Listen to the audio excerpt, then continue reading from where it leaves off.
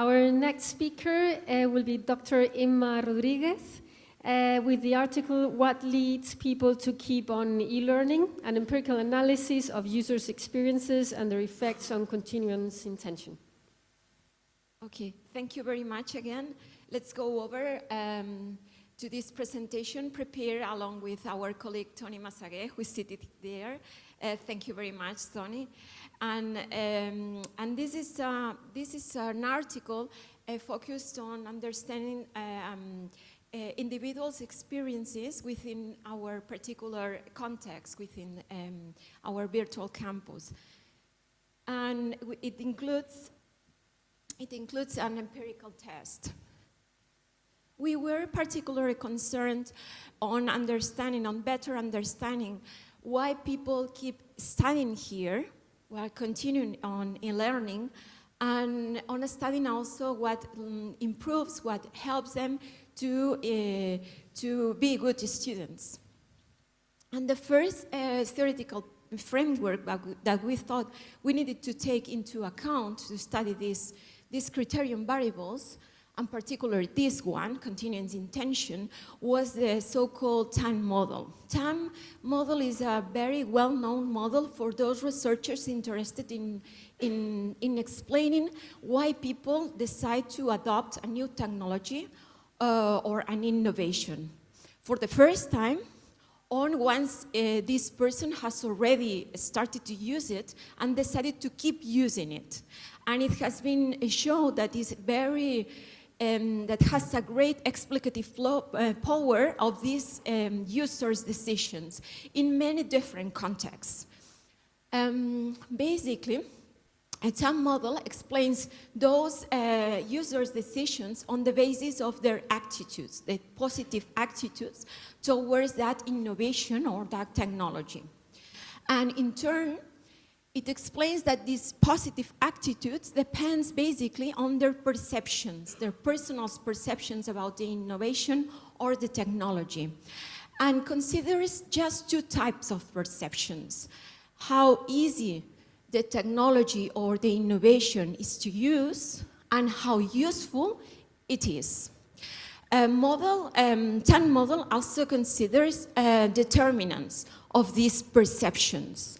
But in many, many studies, and there are thousands of them, in many studies, the only factors considered here as determinants of users' perceptions are technological features related to that innovation or that technology. But we thought that rather than considering technology features, we should consider features related to our model, to our education model. That's why we choose as possible determinants of these perceptions the quality of our didactic materials and the positive attitude of faculty members and instructors.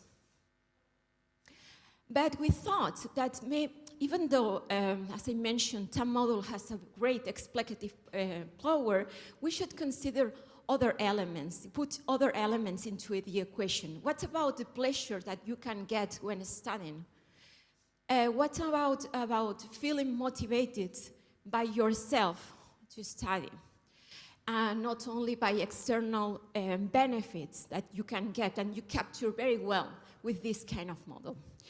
And this led us to take into consideration the construct of flow. Flow is a concept directly imported from the psychology field, and it has been extensively used by educators and psychologists to explain why some people and how some people excel so well in many different activities, including the arts, including sports, including research, and including, of course, academic activities. What is flow? What does it mean? By flow, we mean a psychological episode that that led the person to lose self-consciousness, to lose track of time, and plunge themselves into the activity at hand. But I think that the better way to explain what flows means can be very complex. Could be a very short video.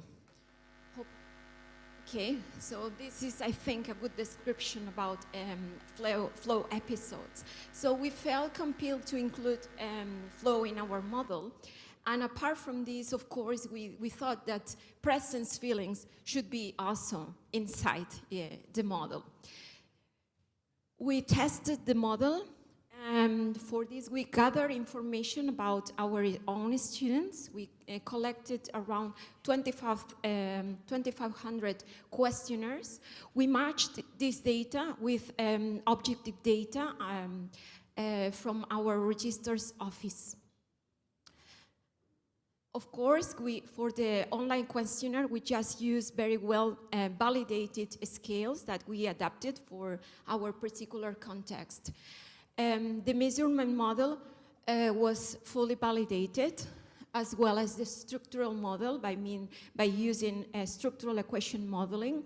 All the causal paths were validated, and so this brings strong support to the theoretical model. To conclude, I would like to offer three main findings of this paper. First, we show that rather than technological futures, educative elements, pillar elements of our model, of our education model, trigger truly relevant individuals' experiences in learning. We show the paramount importance of faculty members and instructors in triggering flow experiences and presence feelings. And finally, we show for the first time in literature that that regardless the positive attitude of our students to our education model, to our system, if they feel inside, if they feel that they are taking part of an actual education community, they keep with us. So thank you very much.